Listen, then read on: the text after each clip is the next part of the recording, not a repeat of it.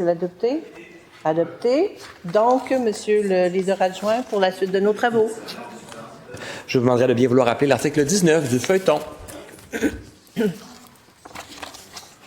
Merci. À l'article... Oui, Madame la députée? M'assurer que c'était noté. J'avais pas compris, donc sur division. Merci beaucoup de me le dire. Merci. Donc, à l'article 19, l'Assemblée prend en considération le rapport de la Commission des relations avec les citoyens sur le projet de loi numéro 9, loi sur le renforcement de la laïcité au Québec. Oui, Monsieur le député de Saint-Jérôme. Pour faire comme ma collègue de Westmount-Saint-Louis, parce que je suis un peu loin de vous peut-être et de la table, mais en disant rejeter, évidemment, c'est sur division que je voulais signifier pour les deux votes, donc les amendements et l'adoption. Merci. Donc, y a-t-il des interventions pour... Donc, je cède la parole à Monsieur le député de Chauveau. Merci beaucoup, Madame la Présidente. Je suis très heureux d'intervenir pour la prise en considération du rapport sur la loi sur le renforcement de la laïcité au Québec, le PL9, à titre d'adjoint parlementaire au ministre responsable de la laïcité. On est en train de poursuivre l'édification des avancées sur la laïcité qui a été faite depuis de nombreuses décennies, Madame la Présidente. Évidemment, on se rappelle tous, historiquement, en tout cas nos parents pour plusieurs et nos grands-parents ont connu l'école et l'hôpital qui se faisaient à même les communautés religieuses au Québec. Et évidemment, dans les années 60, le Québec a fait le choix de créer l'État québécois. La Révolution tranquille, c'est ça. Donc, le système d'éducation qui s'est créé, système de santé publique. Et au début à la fin des années 90, début des années 2000, on se rappelle aussi l'étape où nos commissions scolaires se sont déconfessionnalisées, sont devenues linguistiques, donc les commissions scolaires anglophones, francophones. Et il y a une poursuite qui se fait au fil des ans. En 2019, le projet de loi 21, 2025, le projet de loi 94. Et évidemment, le projet de loi qu'on débat actuellement, le projet de loi 9, c'est clair, le gouvernement actuel aura été le gouvernement de la laïcité. Évidemment, la méthode de travail a été quand même importante pour arriver à la rédaction de ce projet de loi-là. Il y a eu un rapport, premièrement, le premier ministre avait annoncé son désir de renforcer la laïcité au Québec, et il y a eu un rapport qui a été fait, qu'on appelle aujourd'hui le rapport Rousseau-Pelchat, qui a donné 50 recommandations. Plusieurs ont inspiré les travaux et le dépôt du projet de loi. En amont, Madame la Présidente, j'ai eu le privilège de rencontrer de nombreux groupes religieux et autres personnes de la société civile avant même que le projet de loi soit déposé pour entendre les suggestions, les doléances. Et évidemment, on a écouté de nombreux groupes en commission parlementaire lors des consultations particulières et on a eu un débat très intéressant, je dois le dire, pendant toute l'étape étude article par article avec les collègues de l'opposition qui nous ont apporté des recommandations, des propositions d'amendements, dont plusieurs ont été acceptées. Pas toutes, évidemment, parce qu'on n'est pas tous. Puis je suis convaincu que les collègues vont pouvoir apporter leur vision. Alors, dans ce projet de loi-là, Madame la Présidente, qu'est-ce qu'il y a? On vient réaffirmer 4 grands principes de la laïcité. Tout d'abord, la séparation de l'État et des religions. Deuxièmement, la neutralité religieuse de l'État. Troisièmement, l'égalité de tous les citoyennes et citoyens. Et enfin, 4, la liberté de conscience et de religion. Le but de ce projet de loi-là, rassembler, créer un cadre commun pour le vivre ensemble. Évidemment, la laïcité, ça ne cherche pas à diviser ou à exclure, mais ça va créer vraiment comment on va vivre ensemble parce que on regarde un peu dans le passé, tout le débat sur les accommodements raisonnables au début des années 2000, ça divisait beaucoup les Québécois. Puis là, on sent que il y a eu beaucoup d'avancées, même l'ancien chef du Parti libéral qui n'a pas siégé ici, M. Rodriguez, l'avait dit. C'est très positif ce qu'a fait le projet de loi 21, même si on était contre. Je reconnais qu'aujourd'hui, le Québec a avancé.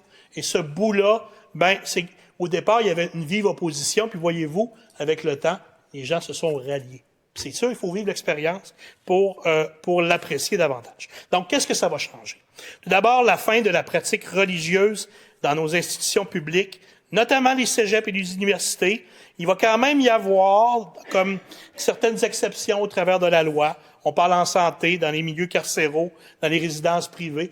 Donc, les milieux de vie, on ne touche pas à ça. Salle de spectacle, on veut quand même qu'il y ait des possibilités d'avoir des spectacles, que les salles de spectacle puissent être louées. Puis évidemment, la pratique culturelle des Premières Nations n'est pas impactée par ce projet de loi-là, Madame la Présidente. On veut également offrir un environnement laïque à nos enfants. Ça veut dire quoi? Plus de signes religieux dans les garderies subventionnées, dans les CPE, dans les bureaux coordonnateurs de la garde éducative en milieu familial, dans les écoles privées subventionnées.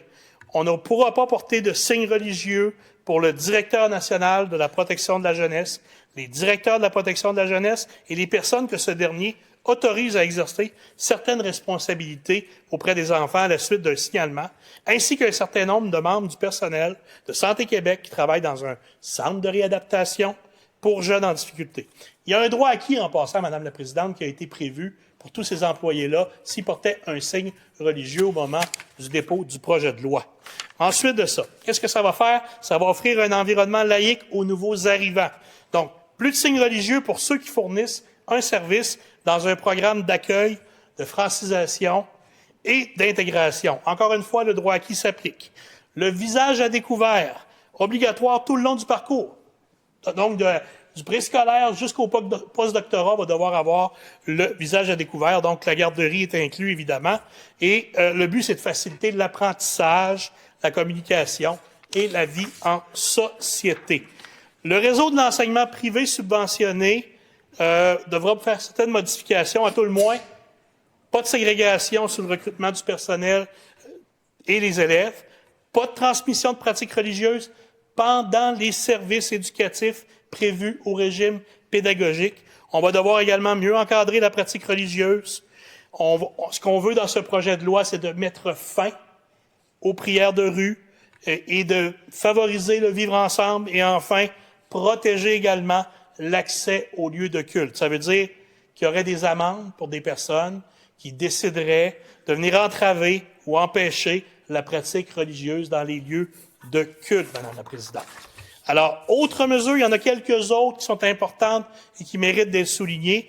On va faciliter la vie de tous les employeurs. Quand je parle des employeurs, je parle autant public que privé, parce qu'on a une nouvelle façon de nommer les choses. On passe de la contrainte pour accorder un accommodement, on va passer de la contrainte excessive, ce qui était en application à l'époque, et maintenant, ça va être à la contrainte plus que minimale. En d'autres termes, un employeur aura plus de flexibilité et de droits dans le public comme dans le privé avant d'accorder un accommodement pour des motifs religieux. Donc, c'est intéressant comme avancée, Madame la Présidente. Et aussi, ce sera impossible maintenant d'accorder un accommodement pour être servi par une personne en fonction de son sexe. Donc, une personne ne pourra pas refuser des services en fonction de son sexe, une exception pour des soins médicaux et où il y a des contacts physiques. Donc, c'est inclus dans le projet de loi actuel. Un autre point important, menu religieux. Donc, on sait qu'il y a certains endroits où il n'y a qu'un seul menu avec un précepte religieux. On ne l'enlève pas, Madame la Présidente, mais ce qu'on dit dans ce projet de loi-là, c'est que vous allez devoir offrir une alternative qui n'est pas de nature religieuse. Donc, par exemple, s'il y a à un endroit des repas halal, bien, ce sera obligatoire d'offrir des repas qui ne sont pas halal, Madame la Présidente. Donc, il y aura un choix qui est offert aux parents, mais ça ne l'exclut pas. Très important de le mentionner. Et enfin, important de rappeler que ce projet de loi-là, il y a l'utilisation de la clause de souveraineté parlementaire, ce qu'on appelle entre nous la clause non-obstacle. Alors, Madame la Présidente, en conclusion, je voudrais tout d'abord remercier les collègues de la partie gouvernementale, mais également les collègues de l'opposition pour leur travail très intéressant en commission parlementaire. Personnellement, j'ai apprécié travailler avec l'ensemble des collègues. J'en vois quelques-unes présentes. Notamment, je souligne l'excellent travail de la députée de Bourassa-Sauvé, sa collègue de Mont-Royal-Outremont, qui ont été là tout le long de la commission parlementaire. Merci pour votre beau travail. Je voudrais souligner également et remercier le ministre actuel responsable de la laïcité pour sa confiance. J'ai eu beaucoup de plaisir à travailler avec lui parce que quand on regarde mon parcours des 8 dernières années, Madame la Présidente, J'ai occupé la fonction que vous occupez aujourd'hui. J'ai travaillé comme WIP adjoint, mais j'ai pas été longtemps adjoint parlementaire d'un ministre. Donc, ça a été une expérience pour moi des plus enrichissantes pendant ce mandat-là de travailler à ses côtés. Puis je veux me permettre aussi de remercier les membres de son cabinet, notamment Marie-Joëlle Dorval-Robitaille, Alexandre Sicard, les employés du cabinet, et aussi les membres de la fonction publique. Merci beaucoup. Et je pense à Jean-François Lard, qui est le secrétaire adjoint, avec toute son équipe, qui ont travaillé à la rédaction avec les légistes de l'État. Ce fut extrêmement intéressant. Et en terminant vraiment, là, ce que je veux affirmer, c'est que ce projet de loi-là, un coup adopté, va affirmer fortement nos valeurs, nos principes, qui a pour but de continuer à bâtir un Québec moderne, sans jamais renier notre passé. C'est très important. Donc, j'invite donc, Madame la Présidente, l'ensemble des collègues de cet ensemble à appuyer et à voter en faveur de l'adoption, de la prise en considération du rapport de la commission parlementaire. Merci beaucoup, Madame.